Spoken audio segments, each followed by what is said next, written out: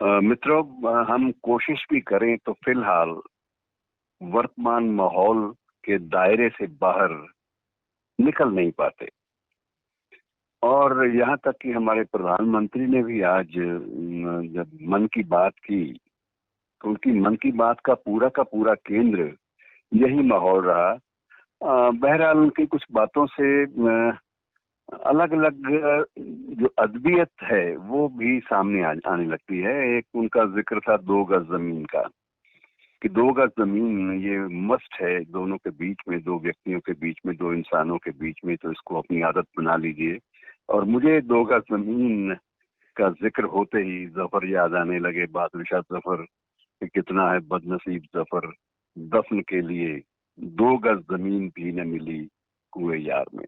और मित्रों, ये भी हमारे मुल्क का आखिरी शहंशाह था, आखिरी मुगल सम्राट भी था, और जो 1857 का जो पहला जो भारतीय स्वतंत्रता संग्राम था उसका महानायक भी था।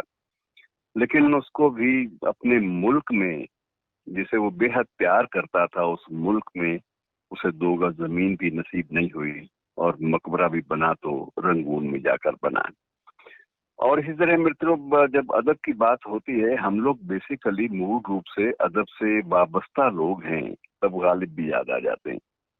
हालांकि जब गालिब ने ये गजल लिखी थी तो उनका मकसद कतई ना तो कोरोना उनकी नजर में था, ना कर्फ्यू, ना क्वारंटाइन। ये जो शब्द आज हमारे शब्दकोश का हिस्सा बन गए हैं, ये कोई चीजें, ये कोई हालात तब नहीं थे। लेकिन गालिब की वो गजल आज भी गूंजती है और लगता है कि आज के परिवेश में बड़ी सार्थक है कि रही अब ऐसी जगह चलकर जहाँ कोई ना हो, कि रहिए अब ऐसी जगह चलकर जहाँ कोई ना हो, हम सुखन कोई ना हो और हम जुबां कोई ना हो, कि रहिए अब ऐसी जगह चलकर जहाँ कोई ना हो, हम सुखन कोई ना हो और हम जुबां कोई ना हो, और पड़िए घर बीमार तो कोई ना हो तीमारदार।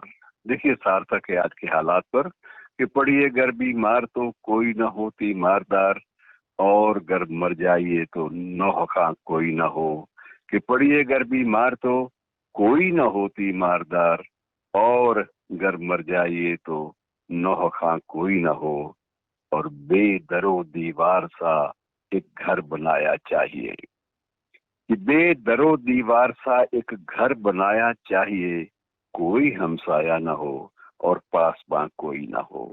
मित्रों, हालात ऐसे हैं, हम कुछ ऐसे ही माहौल में जी रहे हैं। बहरहाल बहुत सारी बातें जो है मुझे हमारे एक आधुनिक हिंदी गजल के एक हस्ताक्षर हैं राजेश रेड्डी, उनका भी एक शेर याद आ रहा है। जब हम बात करते हैं कि हम पर्यावरण में हमने बहुत गुनाह किए हैं जिनका फल हमें आज मिल रहा है, तो उसका एक शेर याद आता है राजेश का कि जितने गुनाह करने थे या रब मैं कर चुका, कि जितने गुनाह करने थे या रब मैं कर चुका, अब आगे इम्तिहान तेरी रहमतों का है। और मित्रों, आज के दिन को कई संदर्भों में याद कर रहा है देश। उनमें संदर्भों में अगर थोड़ा सा पौराणिक संदर्भों की बात करेंगे तो आज के दिन महाभारत का युद्ध समाप्त हुआ था, और उसके साथ ही द्वापर युग का अंत हुआ था। ये एक पौराणिक संदर्भ है, मुझे नहीं पता कि ये आप इस पर विश्वास करते हैं या नहीं करते, लेकिन जो हमारे सामने जो वास्तविक स्थिति है वो यही है कि महाभारत का अंतिम दिन था और द्वापर का भी अंतिम दिन था, और इस दिन त्रेता युग की शुरुआत हो गई थी। और यही दिन परशुराम, भगवान परशुराम का जन्म दिवस के रूप में भी मनाया जाता है पूरे देश में। और बद्री नारायण के कपाट भी इस दिन खुलते हैं। और एक अंतिम रेफरेंस ये है कि जो भागीरथ का जो तपस्या, भागीरथ की जो तपस्या थी गंगा को लाने के लिए, तो भागीरथ की तपस्या भी इसी दिन सफल हुई थी, और इसी दिन गंगा का आगमन जो है वो आरंभ हुआ था। तो मित्रों, ये पौराणिक जो बातें हैं ये प्रतीकात्मक रूप में भी आप इन्हें लें तो हमें बहुत कुछ ये नए नए संदेश देती हैं, और इनसे कुछ ना कुछ दिशा अपने चिंतन को दी जा सकती है। और मुझे थोड़ा सा रेफरेंस भी याद आता है स्वामी अवधेशानंद जी का, जूना पीठाधीश्वर हैं। उनका एक पुराना एक वक्तव्य है, जिसका एक वाक्य अब भी याद है कि एकांत एक औषधि है।